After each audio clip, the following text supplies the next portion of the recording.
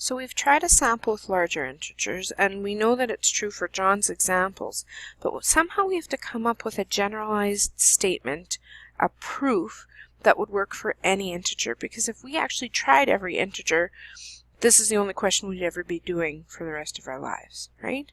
So we're going to create a proof using generalizations, using algebra.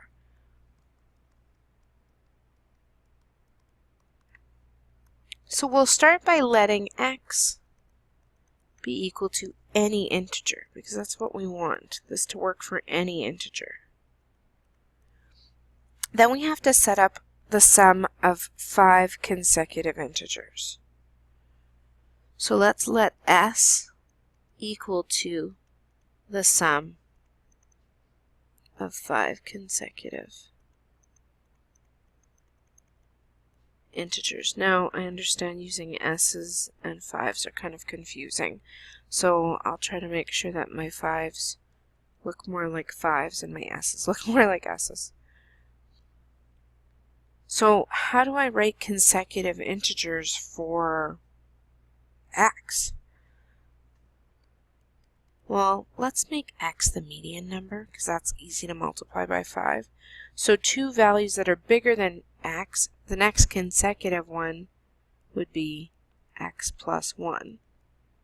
So you can substitute any integer for x. So if x is 3, x plus 1 would be 4. So how would I get 5? Well, I would have to have x plus 1 and x plus 1 again, or x plus 2. So that if this was 3, the next one would be 4, the next one would be 5. So if I go the opposite direction, I would need 2, so that would be like x minus 1. And another one would be x minus 2. So we're just setting it up so that you can see x, x plus 1, x plus 2, x plus 3, x plus 4, and so on. We're seeing those consecutive integers, so we're setting that up. I just set it up so that x was the median number, because then that's an easier one to deal with. Now let's simplify this statement. So collect all my x's. I would have, we'll get rid of the brackets first. So x minus 2 plus x minus 1 plus x plus x plus 1 plus x plus 2. Alright, and then collect all the x's. That would be 5 x's. And then negative 2 minus 1 plus 1 plus 2. Well, the negative 2 and the plus 2 cancel the negative 1 and the plus 1. So I'm left with the sum being equal to 5x. Well, look at that. Our median number is x. We'll highlight it. And our answer is 5x. So this is a proof, but you can't have a proof without an explanation to go along with your math. Just explain what you did. So we can say that since x represents the median,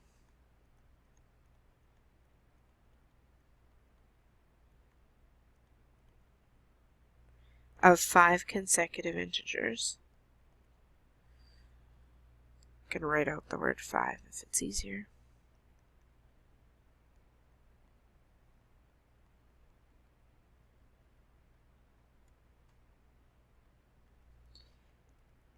$5x will always represent the sum.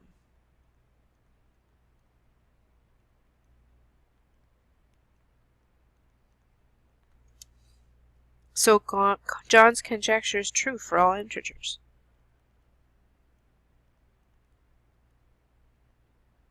Oops.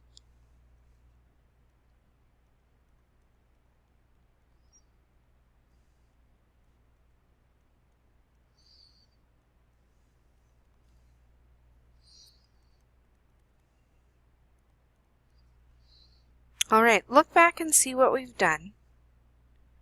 So we had this conjecture by John. We agreed that with his examples it worked. Then we tried a bigger one and saw, well, looks like it's going to continue to work. And if it's going to continue to work, how can I use algebra to generalize this and to make it work for all integers? And so we used x, and we set up 5 consecutive integers using x. And we proved using algebra that the sum would be 5x, and then we wrote an explanation to justify our proof. So that's what proving conjecture is all about. Now, every proof that you do is going to be a little bit different and is going to require something different from you. So you're going to have to do lots of practice in order to see what types of proofs you're going to be looking at. Okay, let's take a look at the next page here. So what type of reasoning did John use to make his conjecture?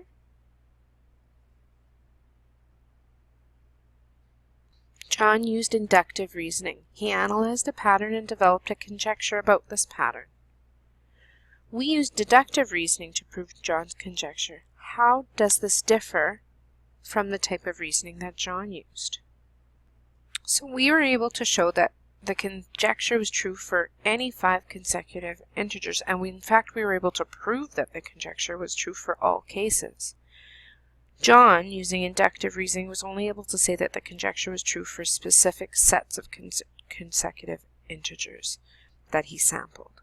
So deductive reasoning means that you are proving for any case, whereas inductive reasoning, you're just taking a set of examples and showing that it's true for those ones. So here, deductive reasoning, drawing a specific conclusion through logical reasoning by starting with general assumptions that are known to be valid. Now, does that mean all conjectures are true? No. We're going to have invalid conjectures too, and I'll show you how to handle those as well. All right, let's try another example. Example 2, using deductive reasoning to make a valid conclusion. All dogs are mammals. All mammals are vertebrates. Shaggy is a dog. What can be deduced about Shaggy? So we know that all dogs are mammals and all mammals are vertebrates. So if we drew a Venn diagram, and a Venn diagram is just a graphic organizer where we can see what's happening. If I drew this Venn diagram and called the big circle vertebrates,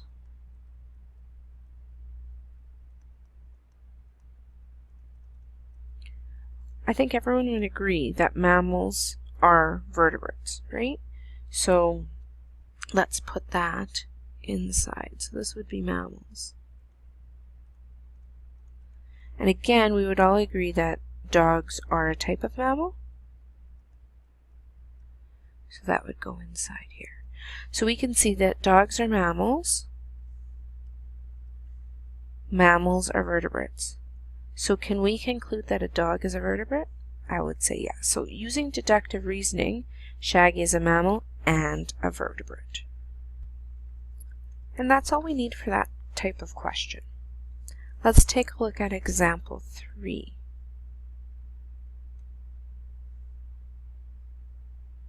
Example 3.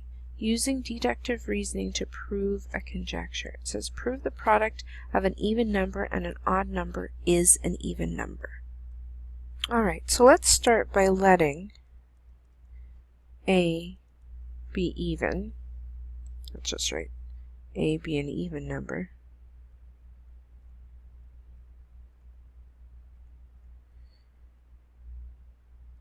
And B be an odd number.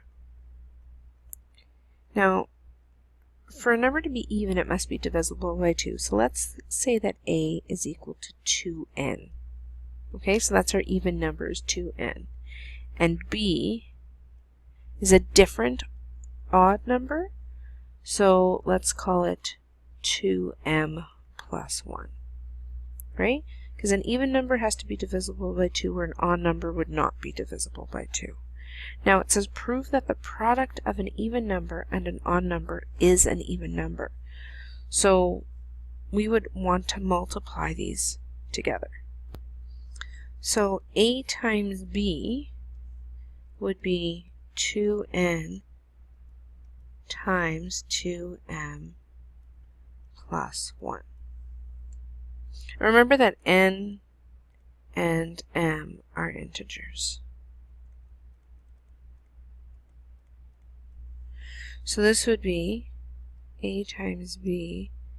If we multiply this out, that would be 4mn plus 2n. if we look at each term here, we can see that they're both divisible by 2. So let's factor out a 2. And if we can factor out a 2, then we're saying that AB is an even number. So AB, we can take out the 2, and you'd be left with 2mn plus n. Well, if you can do that, right, that means that AB is even. So therefore, since AB is divisible by 2, AB is even. And we've proved that the product of an even number and an odd number is in fact an even number.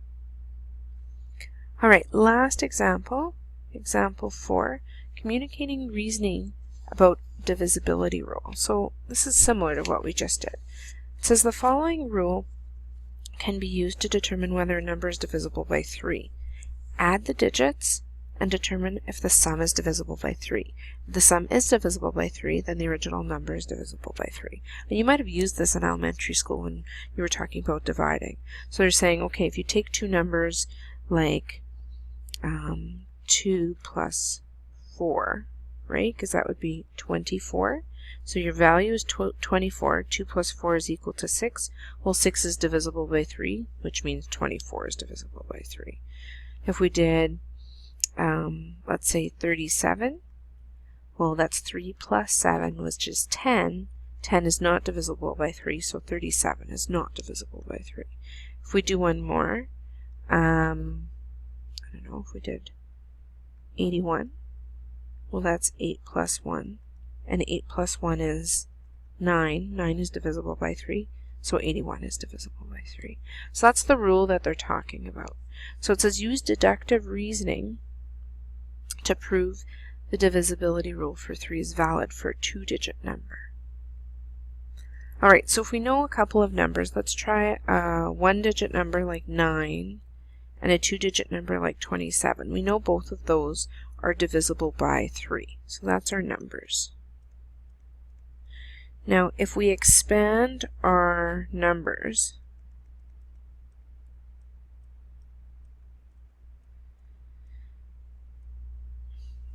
we can, in words, if you remember how to do this in words, this is 9 ones. So that would be, like numerically, 9 ones, right? Like, or 9 times 1. 27 would be 2 tens, we're kind of looking at place value, and 7 ones. So 2 tens and 7 ones would be 2 times 10 plus 7 times 1. We're just breaking that up. Why? Well, if at this point we can let AB represent any 2-digit number.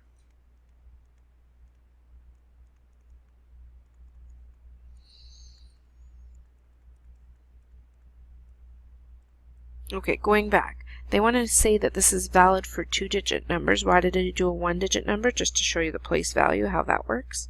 So we're going to let AB represent any 2-digit number so that we can prove this for any number divisible by 3. So if we continued with this pattern, AB is my 2-digit number like 27. So A would be my tens and B would be my ones. So I'd have A times 10, B times 1.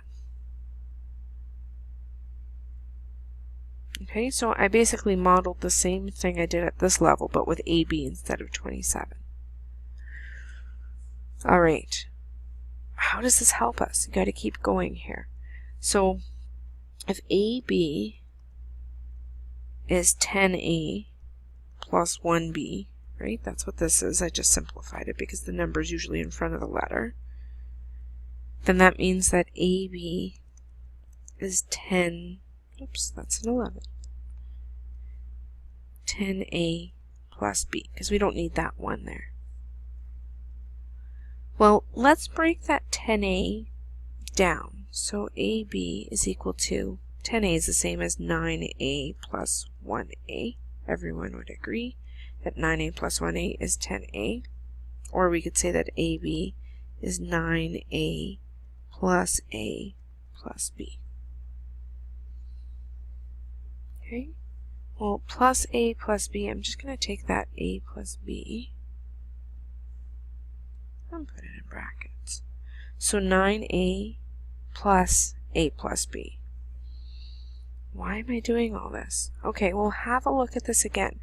AB, my 2-digit number, is going to be equal to 9a, right, plus a plus b. That means that the number AB is only divisible by 3 when this part in brackets is also divisible by 3, because we can see that that 9 is already there, so we know that this is divisible by 3.